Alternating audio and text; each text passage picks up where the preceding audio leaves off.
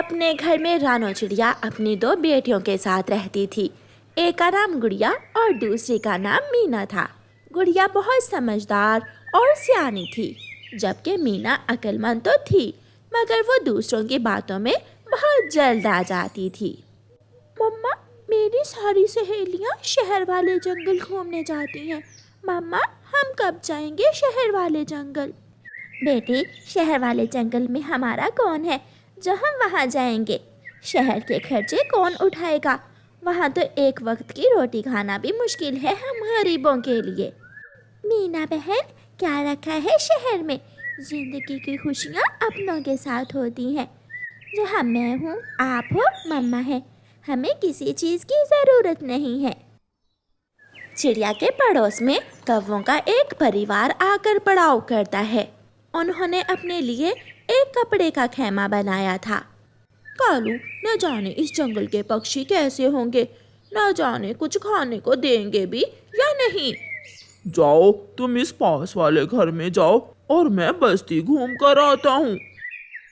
गौरी कौवी अपनी कटोरी लेकर चिड़िया के घर जाती है कोई जो मुझे गरीब की मदद करे? मैं भूखी हूँ, मेरे बच्चे भूखे हैं, मेरी मदद करो।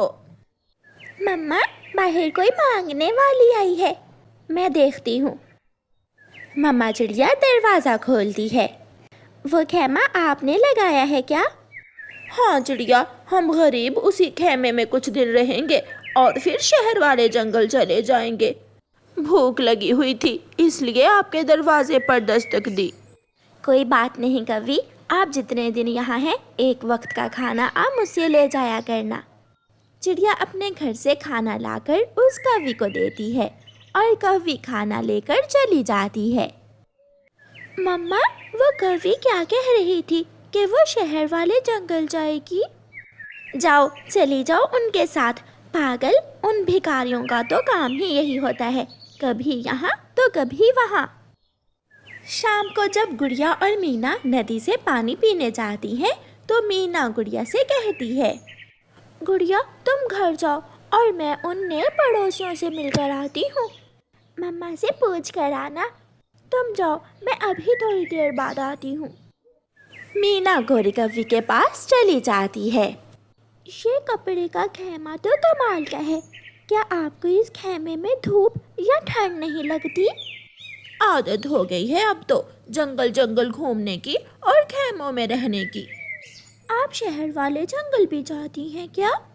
हाँ हाँ, अब यहाँ से हम सब सीधे शहर वाले जंगल ही तो जाएंगे।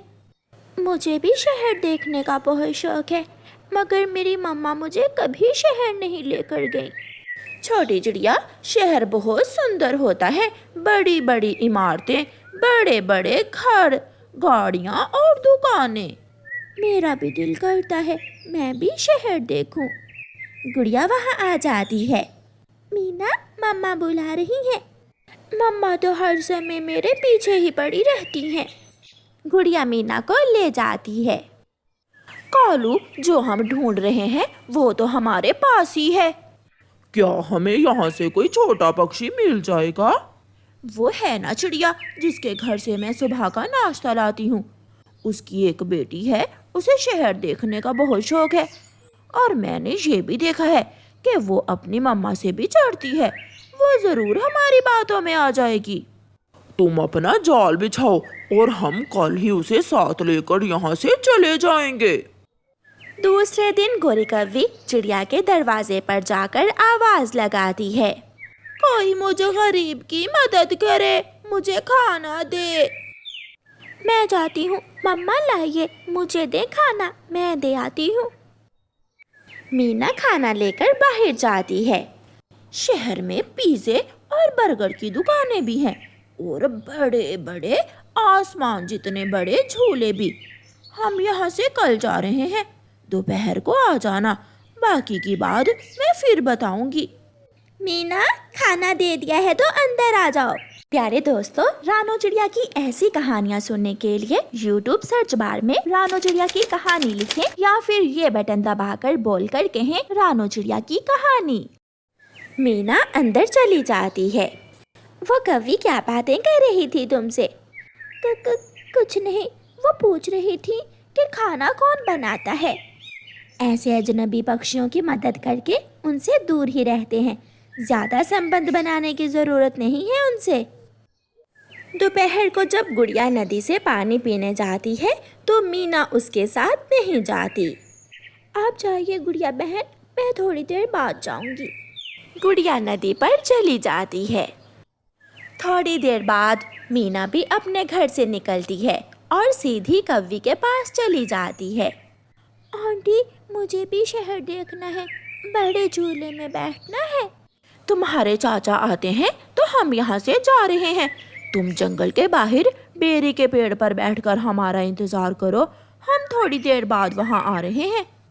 मेरी मम्मा और बहन अगर पूछे तो उन्हें ना बताना।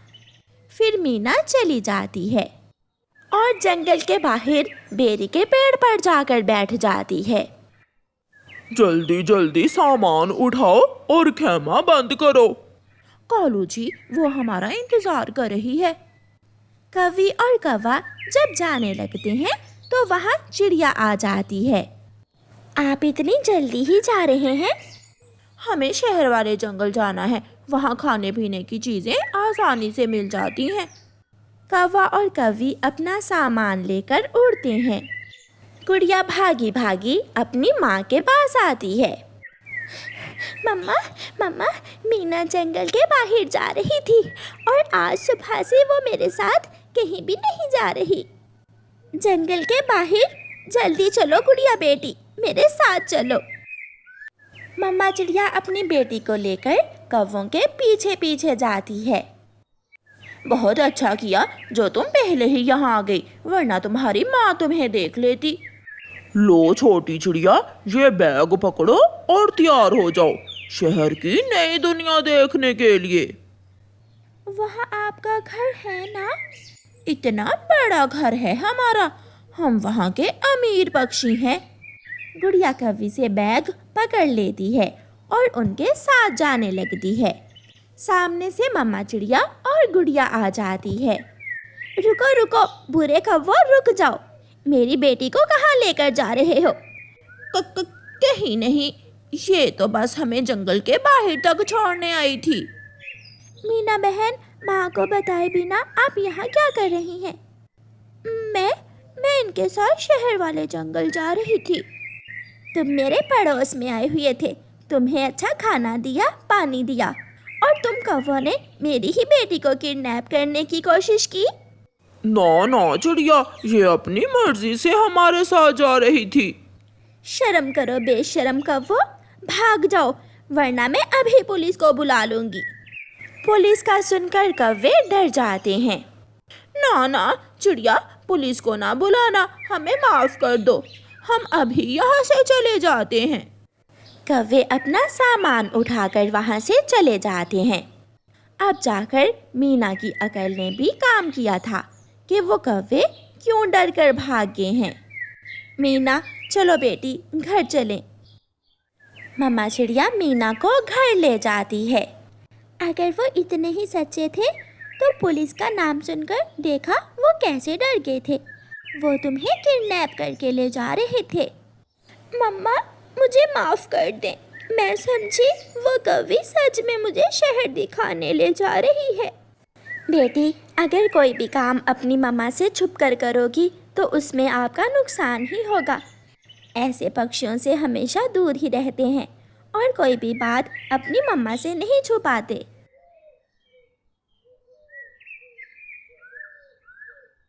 रानो चिड़िया के दो छोटे छोटे बच्चे थे। रानो चिड़िया का पति दाना लेने जंगल गया हुआ था। रानो चिड़िया की सास हर समय उससे लड़ाई करती रहती थी। बहू कहाँ हो, सुनती भी हो? जल्दी से मेरे लिए एक कप गरम गरम चाय बना कर लाओ। रानो चिड़िया अपनी सास के लिए चाय लेकर आती है। छी छी, ये भी कोई चाय है, तुम ही पियो इसे। रानो चिड़िया की सास गरम गरम चाय अपनी बहू पर गिरा देती है। माँ जी, ये आपने क्या किया? आपने तो मेरा पंख ही जला दिया। चाय में थोड़ा मीठा कम होना भी कोई पाप है क्या? सास बहू की लड़ाई चल रही थी कि तोता बाहर से भागा भागा आता है। वो दरवाजे पर दस्तक देता है। क्या बात है तोते, ये हमारे घर का मामला है, तुम यहाँ क्या करने आए हो? मैं तो आपको बताने आया हूँ कि आपके बेटे को एक शिकारी ने मार दिया है। ये सुनकर रानो चिड़िया की सास दुखी हो जाती है। वो रोती हुई घर आती है। मनहूस, जब से तू मेरे घर में आई है दुख ही दुख मिले हैं मुझे। तुम्हारी वजह से मेरा बेटा मर गया। अपने पति के मरने की खबर सुनकर रानो चिड़िया के पांव तले से जमीन निकल जाती है। माँ जी, ये क्या कह रही हो तुम? तोता बता कर गया है, तुमने मेरे बेटे को मीठा फल लेने इंसानों की बस्ती की तरफ भेजा था। दादो दादो, मगर मीठा फल तो पापा से मैंने मांगा था। चुप कर जाओ मेरी बेटी, चुप कर जाओ। अभी रानो चिड़िया के पति को गुजरे हुए 2 दिन ही हुए थे जब रानो चिड़िया दाना लेकर घर आती है तो उसका सामान घर के बाहर पड़ा था।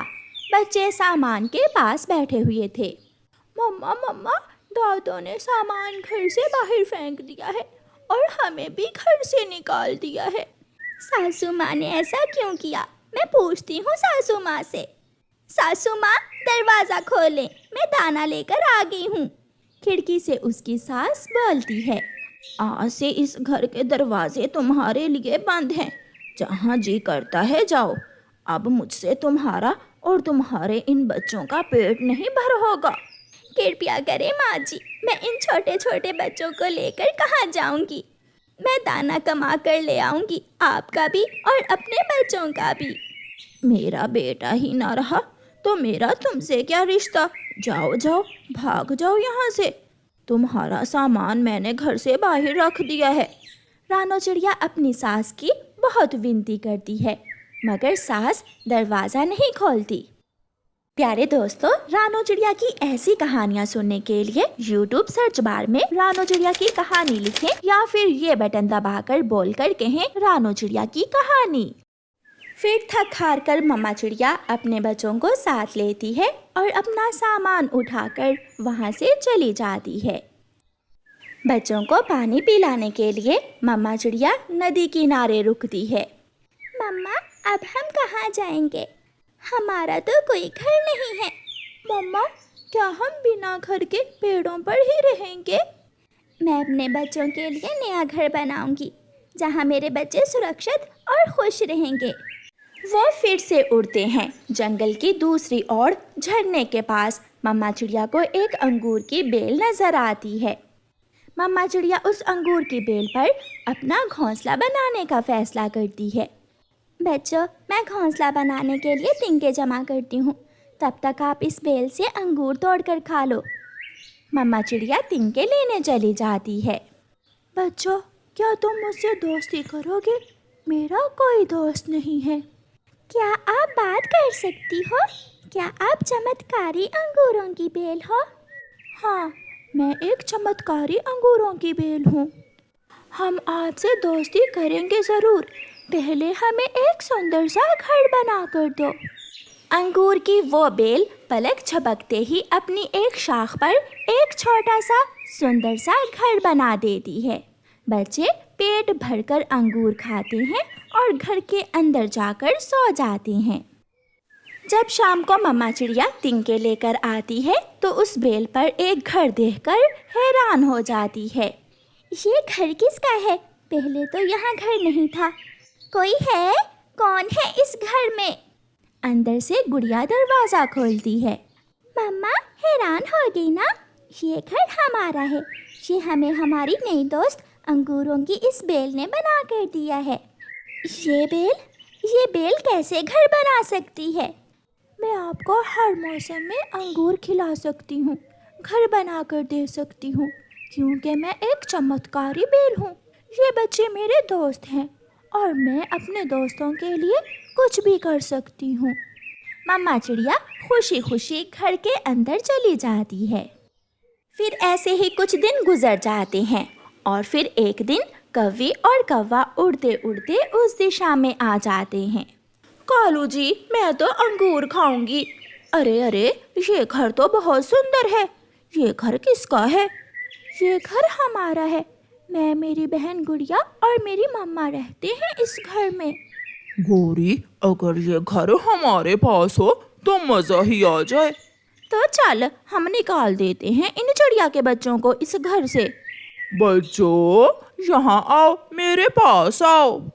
बच्चे जैसे ही कौवों के पास आते हैं, कौवे उन्हें धक्का देकर गिरा देते हैं और खुद घर के अंदर जाकर अंदर से कुंडी लगा लेते हैं। दोस्त दोस्त, हमें मारा है, हमें उन दुष्ट कौवों ने मारा है। मेरे दोस्तों, तुम चिंता ना करो, अभी रात होने का इंतजार करो, फिर देखना मैं कैसे भगाती हूँ इन कौवों को यहाँ से। मामा चिड़िया भी आ जाती है।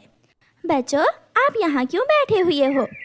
मम्मा मम्मा, हमारे घर पर दो कौवों ने कब्जा कर लिया है। मगर आप चिंता ना करें, हमारी दोस्त रात को इन्हें घर से बाहर निकाल देगी। रात हो जाती है। अंगूर की बेल की एक शाख खिड़की के रास्ते घर में जाती है और कौवों को गर्दन से पकड़कर बाहर खींच लाती है। मेरे दोस्त अपने घर में जा सकते हैं। मुझे छोड़ो बेल जी, मुझे छोड़ दो। मुझे भी छोड़ दो, हम फिर दोबारा यहाँ नजर भी नहीं आएंगे। फिर अंगूरों की बेल कौवे और कौवी को दूर फेंक देती है और कौवे उठकर वहाँ से भाग जाते हैं। गुड़िया और कुकू हंसने लग जाते हैं। कौवे और कौवी को मिली सजा हमारे घर पर कब्जा करने की।